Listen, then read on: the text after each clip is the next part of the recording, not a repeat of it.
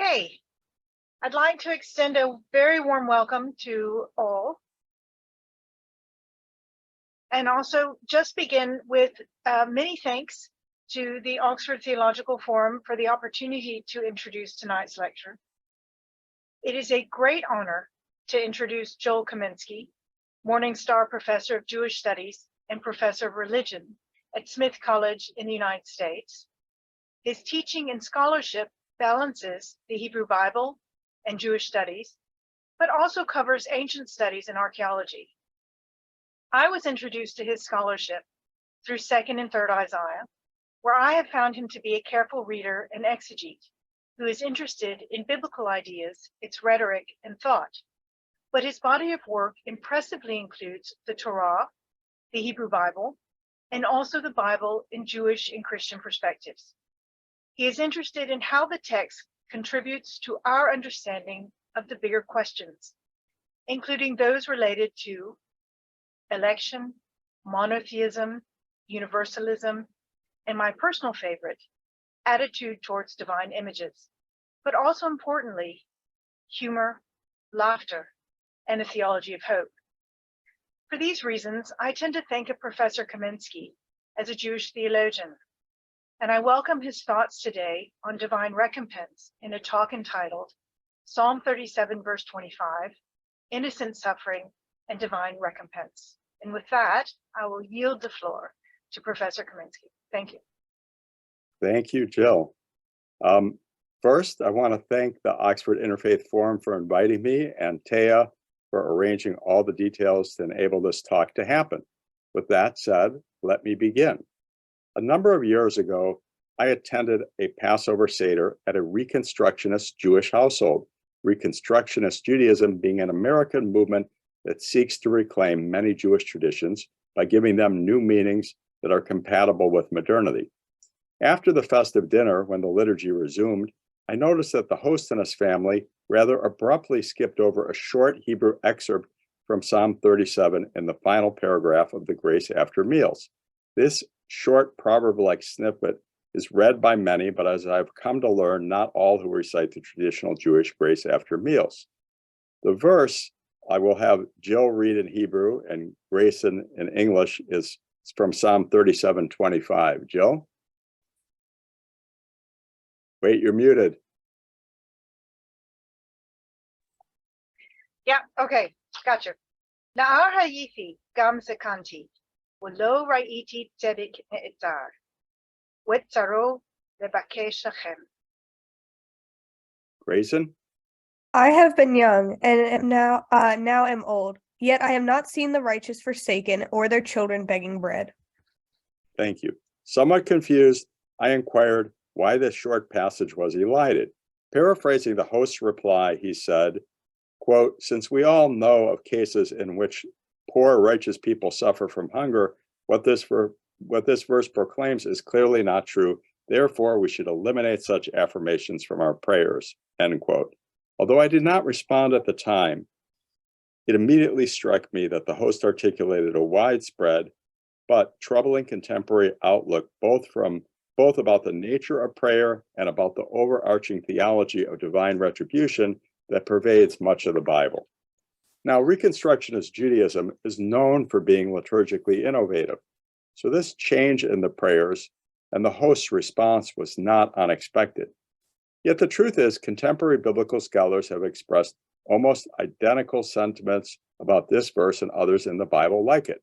John Barton, a distinguished expert on biblical ethics, who's been part of one of these panels before, in a recent essay, describes the person who authored this verse from Psalm 37 as, quote, "surely someone who should have got out more," end quote, suggesting that the psalmist was obviously sheltered and naive about life's difficulties, while implying that such language is theologically trite. Although I've honed in on a certain type of response to the language in Psalm 37 that lay readers might identify as prayer language, most biblical scholars describe Psalm 37 as a wisdom psalm. Unsurprisingly, one can find many analogs to John Barton's statement regularly echoed in discussions of books like Proverbs as well as in reference to the theology of Deuteronomy and the Deuteronomistic history, that is, the 6 history-like books that run from Joshua through 2 Kings that scholars believe have been edited by the scribes who produced Deuteronomy. It will therefore be useful to begin by exploring and challenging the broader critique leveled by both lay and expert contemporary readers of the Bible against what I am going to call the standard biblical view of divine retribution. Well, I hope to demonstrate that there are many nuances in the standard view of divine retribution. I am using this term to describe the array of biblical texts that affirm that God punishes the wicked and rewards the righteous. Then, toward the end of this essay, I'll explore how one might more productively read the prayer language found in Psalm 37. The theological fault line here is the supposedly flat-footed and unrealistic but widespread biblical view of the nexus between one's behavior and one's recompense. Thus, the theology found in Deuteronomy regularly asserts that if Israel is obedient, she will be rewarded. If she is disobedient, she'll be punished for her sinful behavior. It is less clear that Deuteronomy ever asserts that this means if someone is suffering, they must have committed a sin, or that the righteous would never experience any adversity. Yet many presume that this is indeed what not only Deuteronomy, but also texts like Proverbs and Psalms assert. In turn, when scholars look to the book of Job, they frequently describe Job as a revolutionary book that overturned this standard biblical view of retribution, inasmuch as Job's friends are seen not only as slavishly representing this standard viewpoint, but as ultimately losing their argument with Job. Notice the way in which this outlook on books like Proverbs is contrasted with the view introduced by Job in recent scholarship. We will begin with a quotation from Catherine Dell that illustrates how scholars describe Proverbs as containing a simplistic representation of reality, which was challenged and ultimately exploded by the book of Job. Grayson, can I get you to read quote 2 for us? While Proverbs maintain an optimistic belief in the doctrine of retribution, Job is seen to be a refutation of this. Job represents the experience of the righteous man to whom suffering unexpectedly came. Did this not show that the exhortations to lead a good life in order to expect material rewards found in Proverbs were bankrupt? Speaking more specifically of the argument put forward by Job's 3 friends and later by Elihu, Norman Habel makes the following generalization. Can you read quote 3, Grayson? Thank you. In accord with widespread ancient Near Eastern belief, they contend that the just are rewarded and the wicked punished, but they also endorse the converse of that principle. Those who are suffering affliction must be sinners who deserve the suffering. Similar notes are sounded by James Crenshaw in quote 4. Grayson? The older simplistic understanding of divine providence hardly reckoned with with powerful empires led by deities other than the Lord, nor did it take sufficiently into account the status of individuals making up the collective whole. The convenient explanation for suffering, that adversity arose as punishment for sin, may have sufficed for a brief interval, but eventually this idea produced a mighty outcry. Crenshaw goes on to describe the theological outlook of Job's friends as follows, quote, suffering invariably exposed guilt and grievous misfortune signified heinous offense, end quote. In a recent popular book on the Bible's place in Western and American culture more specifically, Timothy Beale argues that Job provides a direct critique of what he sees as the binary and rigid outlook found in Deuteronomy and the Deuteronomistic history. Grayson, can you please read quote 5? Keep God's commandments, and you and your society and your world will thrive and be blessed. Disobey them, and everything goes to hell in a handbasket. The book of Job directly challenges the faith in that moral universe. Thank you. Beale goes on to say that Job's friends, quote, defend God's moral universe and insist Job must have done something wrong to deserve such misery, end quote. Finally, to demonstrate just how widely this sentiment is shared, one can turn to Robert Frost's poetic reflection on Job, in which at one point, God tells Job, can you read quote 6 for us, that short quote from Robert Frost, Grayson? Thank you. You realize by now the part you played to stultify the Deuteronomist and change the tenor of religious thought. Yeah, stultified is that word. It's a kind of an unusual poetic word, to stultify the Deuteronomist. There is little doubt that various recent mind-numbing tragedies have affected how books like Job are understood and read in relation to other books in the Bible today.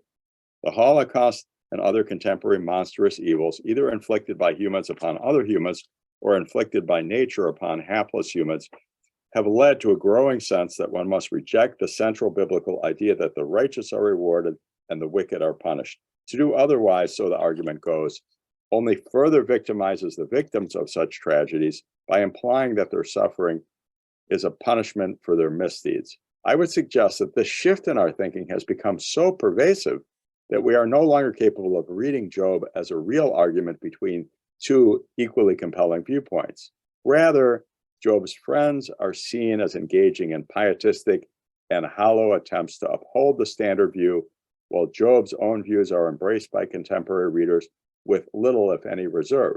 The difficulty of maintaining the portrait I have just drawn is that it does a huge injustice to the nuances of the Bible's differing theologies of divine justice, and in turn makes the dialogues in the book of Job much less interesting than they, in fact, are, if one sees the merits and weaknesses in both sides of the argument.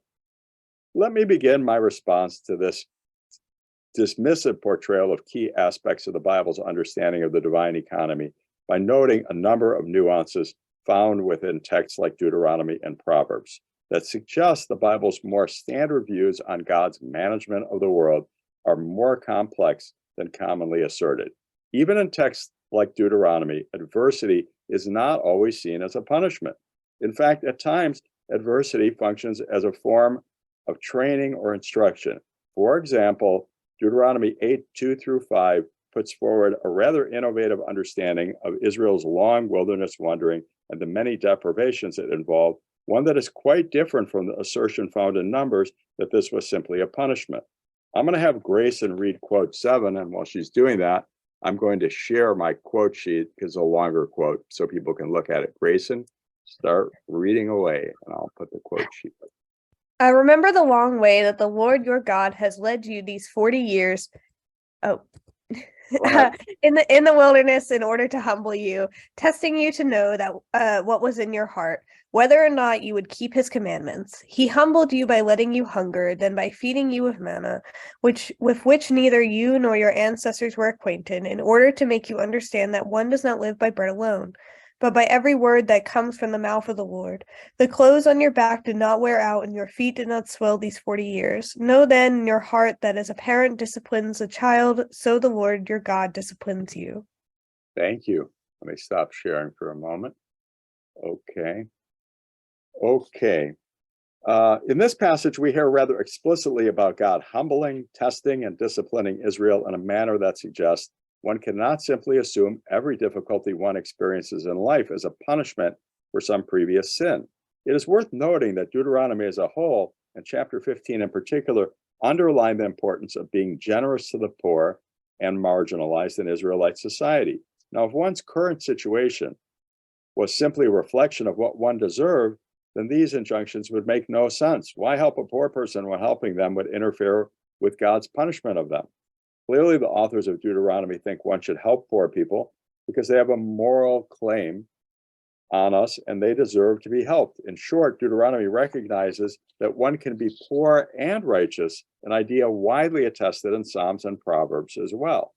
Like Deuteronomy, Proverbs also affirms the notion that the righteous may be chastised and receive discipline, not because they are wicked, but precisely to avoid becoming one of the wicked, that is, one who does not know how to interpret and properly respond to various types of adversities many, or even most of us, will inevitably experience in life. In fact, these nuances in the Bible's understanding of human suffering are also affirmed in the central narrative of the Torah. It is hard to think of any biblical text that ever explicitly links Israel's 400 years of exile, affliction, and eventual enslavement in Egypt to some sin on Israel's part, indicating that the biblical authors always had acknowledged that certain instances of great adversity and suffering may have nothing to do with punishment or even chastisement. Note the rationale in Genesis 15 for Israel's lengthy enslavement in Egypt is that it would take that long for the sins of the Canaanites to accumulate to the point where God would drive them from the Holy Land. Exodus itself provides no real rationale for Israel's intense suffering and the near genocide she experienced, aside from mentioning that at some point, the cries of the Israelites stirred God to remember his promises to the patriarchs. Let us examine another wrinkle in the standard view's understanding of God's justice and the human experience of evil. Within both Proverbs and Psalms, one also finds a prominent and very interesting nuance surrounding both the exactness and the timing in which God's justice prevails in the world. Psalm 9:18 in English, or 9:19 in Hebrew, I'll read the Hebrew first. Ki lo lanatzach yishakach evyon tikvat aniim tovad la'ad, which translates as, for the needy shall not always be forgotten, nor the hope of the poor perish forever.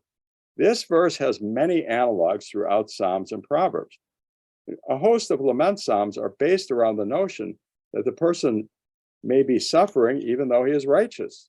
To provide an example, I'm going to have Jill first read the Hebrew, and then Grayson read the English of an excerpt from Psalm 10, which is 1 through 2a and 7 through 10. Jill first, and then Grayson.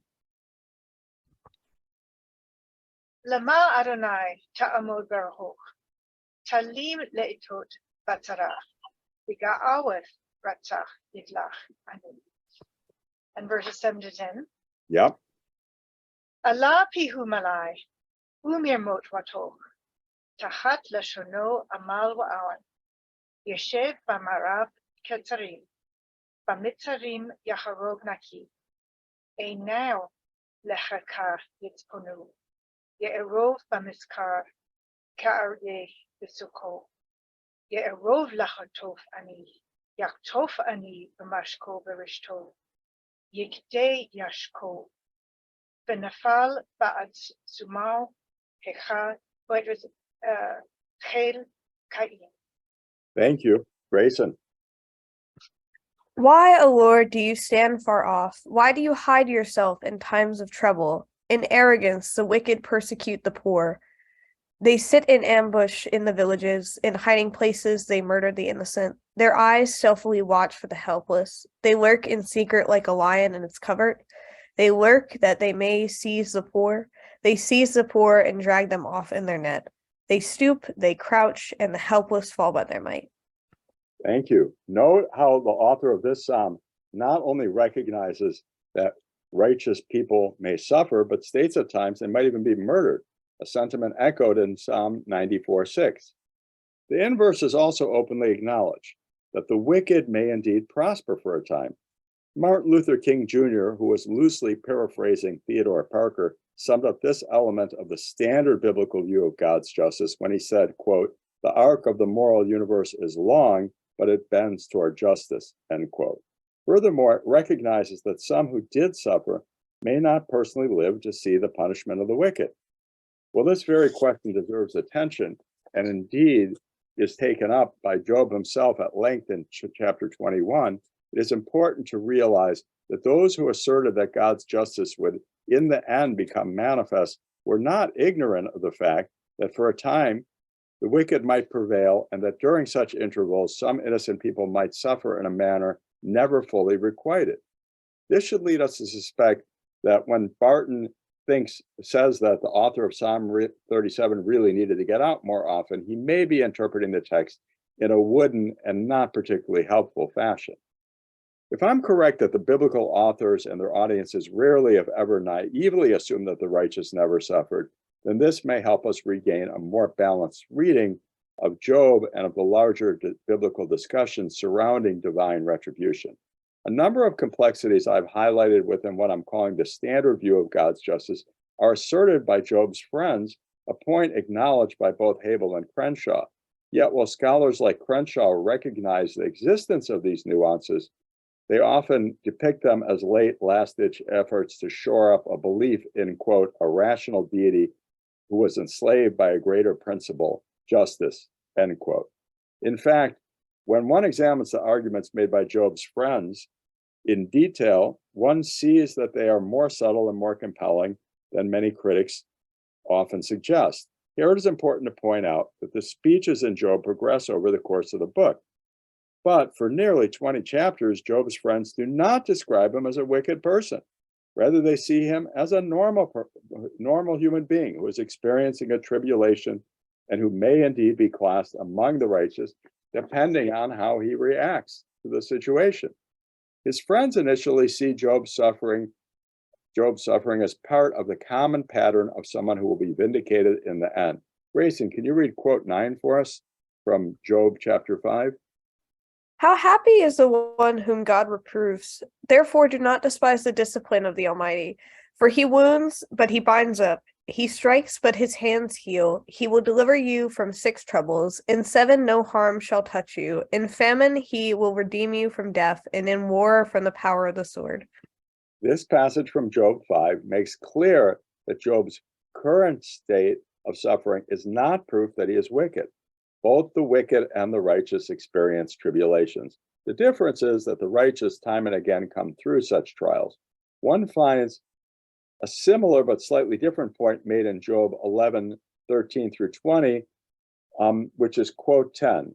Grayson, can I get you to read quote 10 for us, please? Thank you. If you direct your heart rightly, you will stretch out your hands toward him. If iniquity is in your hand, put it far away, and do not let wickedness reside in your tents. Surely then you will lift up your face without blemish. You will be secure and will not fear. You will forget your misery. You will remember it as waters that have passed away, and your life will be brighter than the noonday. Its darkness will be like the morning, and you will have confidence because there is hope. You will be protected and take your rest in safety. You will lie down, and no one will make you afraid. Many will entreat in your favor. But the eyes of the wicked will fail. All way of escape will be lost to them, and their hope is to breathe their last. Thank you very much, Grayson. Okay, in this passage, Zophar tells Job to pray to God and keep clear of sinning if he has indeed engaged in any such behavior.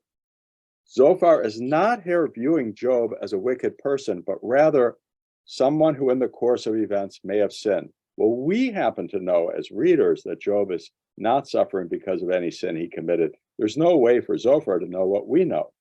He didn't see the scene in scene 1, in chapter 1. Rather, he assumes that Job, like any other person, may on occasion slip up. In any case, Zophar thinks that by praying to God and ceasing any sinful behavior, Job will again prosper in the future. He also indicates that Job's current tribulation does not make him a wicked person. One sees a similar argument offered by Bildad in chapter 8, where his call that Job seek out God is based around the idea that God will respond to Job's pleas because he may be a righteous individual worthy of restoration. I'll read a little snippet from chapter 8, verses 5 and 6. If you will seek God and make supplication to the Almighty, if you are pure and upright, surely then he will rouse himself for you and restore you to your rightful place, end quote. Elihu, a fourth interlocutor, I'm going to share this. Let me go down here. Share this last quote. I'm not going to have Grayson read it. It's a long quote, but I'll describe it. And you can look at it. It's quote 11 on here.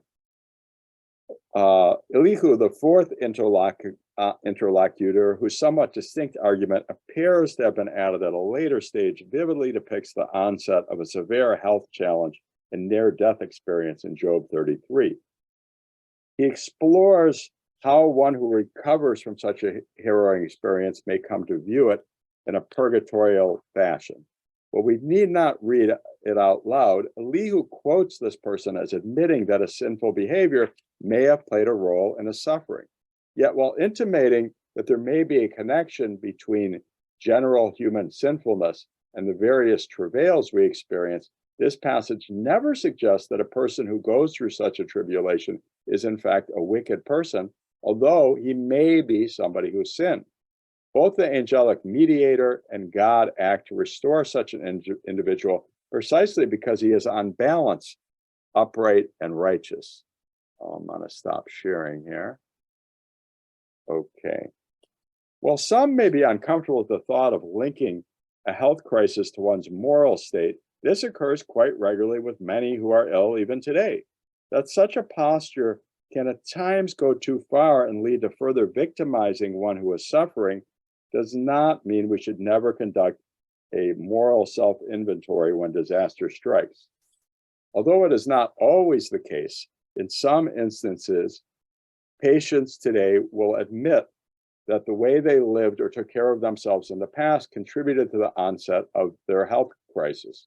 And it is not uncommon for someone who recovers from a severe illness to commit to living in a more meaningful and healthful fashion in the future, itself implying they had previously fallen short. Now, I acknowledge that as the dialogue proceeds and becomes more heated and Job's indictments of God's justice grow more vituperative, his friends in turn reach a point where they start accusing him of being obstinate and thereby placing himself among the wicked, and that is those who are unwilling to recognize their shortcomings and repent. Yet even in chapter 22, where this tendency is perhaps most pronounced, Eliphaz does not see Job as so wicked that he is beyond redemption. In fact, the chapter ends with a call for Job to repent before it's too late. In any case, my point is not that the friends were right and Job was mistaken, nor do I wish to suggest there's no problem with the standard view of God's justice the friends are articulating. Rather, I'm trying to show that the friends have a more sophisticated argument than often acknowledged, and that similar subtleties are found in many other reflections on divine retribution throughout the Hebrew Bible. Our inability to hear these nuances and take them seriously impedes our ability to understand the arguments within Job, and it also at times prevents us from recognizing that the Bible's standard account of God's justice captures truths that we commonly affirm today. With these thoughts in mind, I would like to turn to another prominent theme emphasized by Job's friends, touched upon in our earlier discussion of Proverbs and Psalms. This is the assertion that the wicked are punished. In the quotation from Job 11 cited earlier, Zophar concludes his soliloquy with a proclamation that while Job has an opportunity to be destroyed to his previous state, the wicked have no hope. Although the book of Job is commonly understood as a meditation on why bad things happen to good people, several passages in Job take up the question of why the wicked not only sometimes escape punishment, but frequently appear to prosper. Many interpreters of Job see the friends as applying, quote, a mechanical application of the dogma of the double retribution, end quote, that assumes that the prosperous are righteous and the wicked and the suffering are wicked. The prosperous are righteous and the suffering are wicked. However, this view implies that the friends must be rather sheltered or thick-headed, both of which seem unlikely. Carol Newsom, in her important book on Job, makes the following observation about the claim regularly made by Job's dialogue partners and by other texts like Deuteronomy, Psalms, and Proverbs that affirm not only that the righteous are rewarded, but that the wicked are indeed punished. Grayson, could you read quote 12 from Carol Newsom's book? Yet if such statements were intended as universal, exceptionless claims, only a deluded fool could believe them, and whatever the friends may be, they are not fools. In some sense, their stories rang true for many people, though they, too, knew that these were not exceptionless descriptions of events. Newsom correctly describes the book of Job as a contest of moral imaginations, the subtitle of her work. Thus, she, more than most other contemporary interpreters, has helped us hear the friends' arguments more sympathetically in their ancient context. I think she's less adept at seeing how the standard view of retribution found in books like Deuteronomy, Psalms, and Proverbs, and articulated by Job's friends, still carries much weight even today. For although contemporary readers frequently have great difficulty sympathizing with the arguments made by Job's friends when they read the book, many of these same readers actually affirm a nuanced belief that the righteous are ultimately rewarded and the wicked ultimately punished, a belief not that different from the standard view of divine retribution when it's understood in its complex form. Peter Berger, in his book, A Rumor of Angels, relates several powerful and pertinent examples that suggest the affirmation of an overall order and justice in the world is not just a primitive wish fantasy of a few last holdouts who have not yet surrendered to secular modernity. Rather, and despite protestations to the contrary, such views are widely held in the so-called secular West. The first scenario Berger draws is of a mother who reassures her child who may have awoken from a frightful nightmare not to be afraid because everything will be all right. Berger asks whether we want to assert that the mother is actually lying, albeit out of love to shield the child from the terror of death and cosmic meaninglessness, or whether the mother is instead making an affirmation of cosmic proportions about the larger world having a meaning and an order that transcends even our own eventual death. If we are not simply lying to our children, this implies that in spite of the reality of evil and chaos in the world, we affirm at the deepest level that the world is actually shaped in a way that makes ultimate sense, not just scientific sense, but moral sense. The other poignant example Berger gives is of the unconditional condemnation of certain monstrous atrocities like those committed by the Nazis. The examples Berger gives are in tune with the Bible's view that the world is ordered and that those who engage in truly inhumane and immoral actions call forth from us an impulse to affirm not just that such individuals ultimately will be punished, but they have cut themselves off from the human community and God.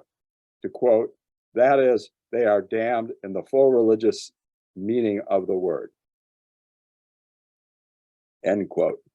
When talking about the standard view of reward and retribution, it is worth noting that even most secular parents today tend to tell their children that good behavior eventually will be rewarded. Bad behavior brings in its wake negative consequences, although such recompense may take time to become manifest. Furthermore, many of our most culturally resonant films and books continue to affirm the standard model of reward and retribution, even though we're aware that stories like Job's and experiences like the Holocaust challenge that notion that the world is indeed ordered and just. The fact that in the face of certain events and experiences, it becomes difficult to affirm the standard view does not mean that the standard view of divine recompense never holds true or that it has no ability to describe the world in which we live. Interestingly, contemporary readers who claim that Job has once and for all falsified the standard biblical view of divine retribution tend to overlook the shape of the complete book of Job, which concludes with Job's restoration, itself an affirmation of the standard view. While many today find the ending of Job unsatisfying because it seems untrue to experience, it actually captures the real life trajectory of some survivors of the Shoah who lost everything and then lived lives filled with new blessings that sit quite uneasily with their experiences during the Holocaust. This is not to say that events like the Shoah pose no challenge to the standard view, but it is to highlight that even disturbing events, which one would think could never be fitted into the standard view, may at times, or in part, also bear witness to the continuing truth that the righteous will eventually be rewarded and the wicked will indeed be punished. Now let us return to the question of how one should understand the verse from Psalm 37 with which we began, or for that matter, the language of blessing and curse in Deuteronomy. I would contend that perhaps the largest impediment to understanding the Bible today is in our inability to grasp the metaphoric nature of much religious language. Carol Newsom draws a sympathetic portrait of the arguments articulated by Job's friends by paying close attention to the way these friends use metaphors to tell a larger story about the shape of the world. Yet scholars have been slow to recognize and take account of the metaphoric register of much of the biblical language surrounding divine retribution. I suspect that this tendency may in part flow from a larger contemporary cultural bias toward authenticity and against set ritual.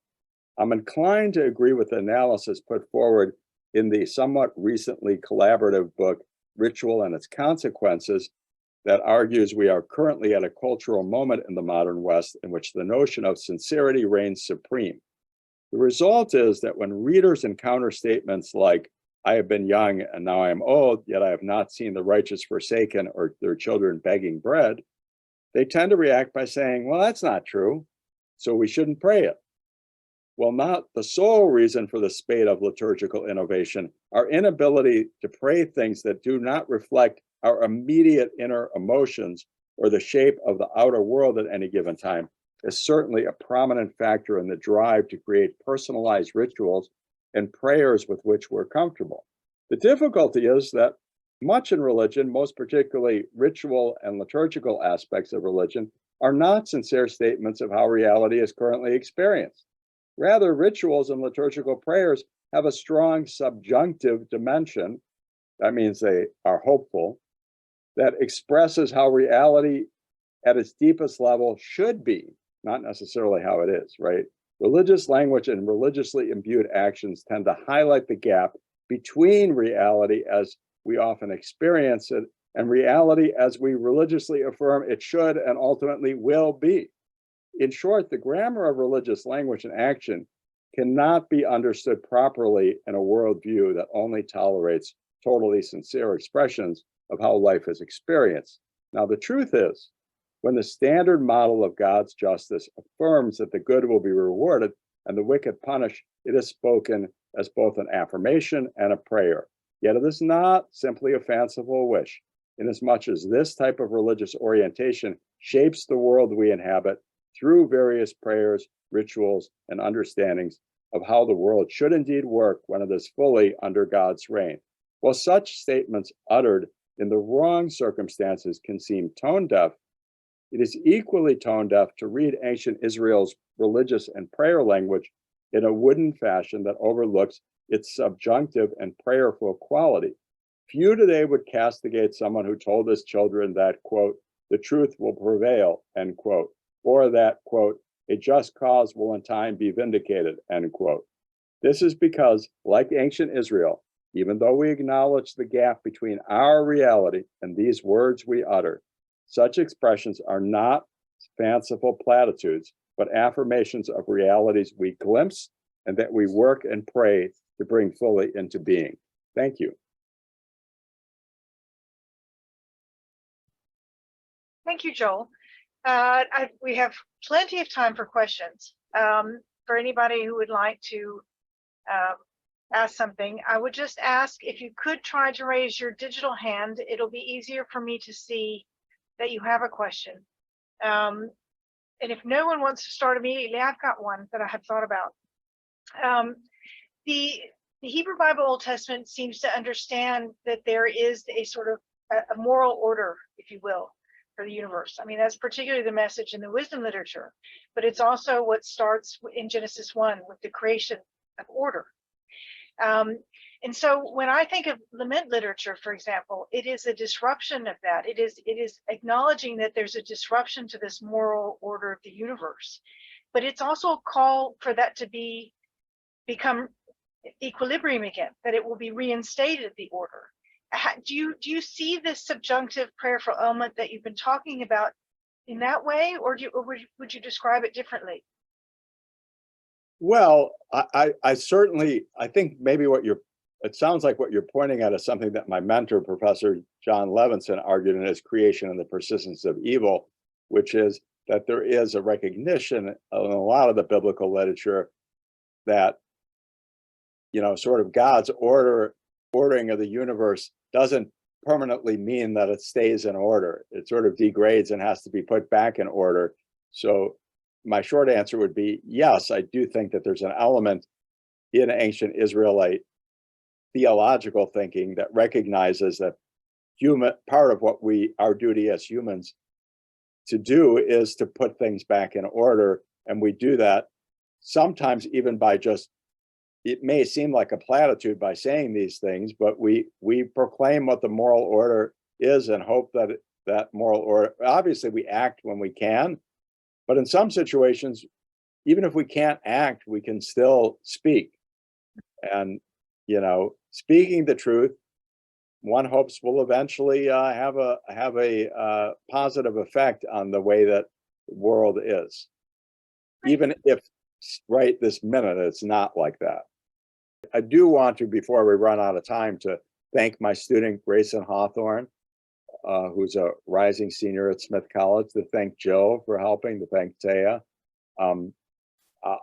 anyone, if you have follow-up questions, you can email me.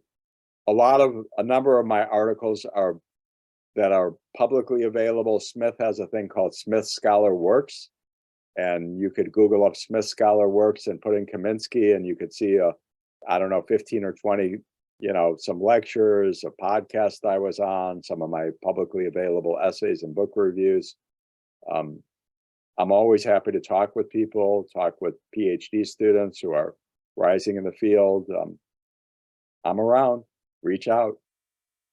In your answer, Joel, actually kind of lead into what I was wondering. So what did Job's friends get wrong? Remember? Well, look, I think both Job and Job's friends, for starters, got wrong that suffering is often, if not always, is quite often a signal of punishment. I think both Job and Job's friends assumed it was either chastisement or punishment, but as readers, we know that reading's not correct. We know that it's neither punishment nor chastisement, but it is an experiment to sort of see, can humans disinterestedly be attached to God, even in the face of experiencing a lot of cognitive dissonance about that, or even in the face of intense negative feedback from the deity, can one still maintain a relationship? I mean, it's an open question whether Job crossed the line. I mean, different interpreters think differently about this. Some interpreters would say in chapter 7 or chapter 9, in effect, certainly some ancient rabbinic interpreters, there's at least one passage, I believe, in the Talmud that suggests that we would be saying in the Jewish liturgy, God of Abraham, God of Isaac, God of Jacob, and God of Job, if Job didn't say certain things that he said in chapter 7 and chapter 9. So, while there are other interpreters who feel that Job didn't cross a line, he never denied God's existence. He just thought, God was torturing him for no reason. But a lot of the way that Job describes things, and the way that at least a number of the things that his friends say, assume that there must be something that he's either being taught, but we know as a reader, it's neither chastisement nor punishment. So, but they don't know what we know. So it's impossible. So maybe one of the things would be to have humility. To have some humility. Also, another thing would be, it's one thing for, let's say, somebody who's suffering an illness to decide for themselves that maybe they did certain things wrong in their life to contribute to their illness. And they want to rectify that if they recover from the illness and live more rightly. But it's another thing for you to go to the person who's suffering the illness and say, it's all because of that crappy diet you have. Or, you're a terrible, right? So those are two different things. One is the person who experiencing suffering derives some meaning from it. And the other is somebody else who's, and we all do this. I know the impulse is when you hear of somebody in a terrible car crash who was killed, oftentimes somebody will say, were they wearing seatbelts? So you will hear like this moral reasoning, like, well, if they were morally upright, this wouldn't have happened. Well, of course that's not always true. Sometimes terrible things happen for no apparent reason. And these are, and it's good to have some humility in the face of that. One of the points I was trying to make was that there's nothing wrong with people making moral inventory when bad things happen. And there's nothing even wrong with the friends sort of wondering about it. But when the friends wonder about it out loud with Job, maybe less so. Maybe that's more of a problem.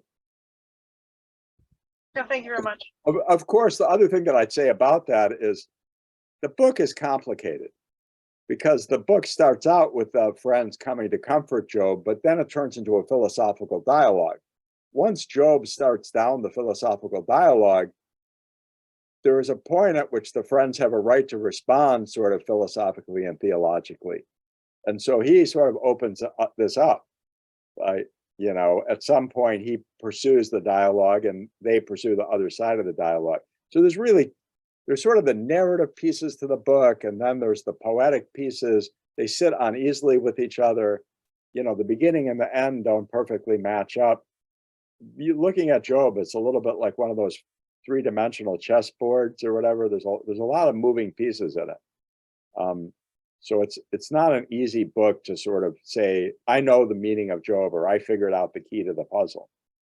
The pieces don't all fit in easily, but I think it's possible to be critical of the friends at places while still recognizing that the larger point is what Carol Newsom said. They're not moral idiots. They are actually describing a view that's fairly meaningful, not just to people back then. And that's another thing. We tend to think there was this earlier view, Job shattered it, and we live in the post-Jobian world. But that's not really true. Parts of our life, we still live in the pre-Jobian world, and other parts of our life, we live in both worlds.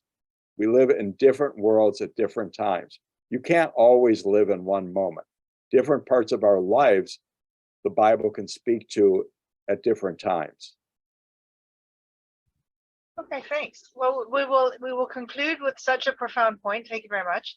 I would be remiss if I didn't point to the very next paper before we go. We should all really thank Professor Kaminsky for his talk tonight. So if you all want to join me in a round of applause. Thank you. Thank you very much. Next time, our next session for the Psalms will be the 12th of January. So in the new year. And the talk is going to be presented by Professor Mark Boda in Toronto and myself. And we're going to talk about Psalm 106, the fall of Jerusalem, and Lamentations 3. Thank you, everyone, for coming.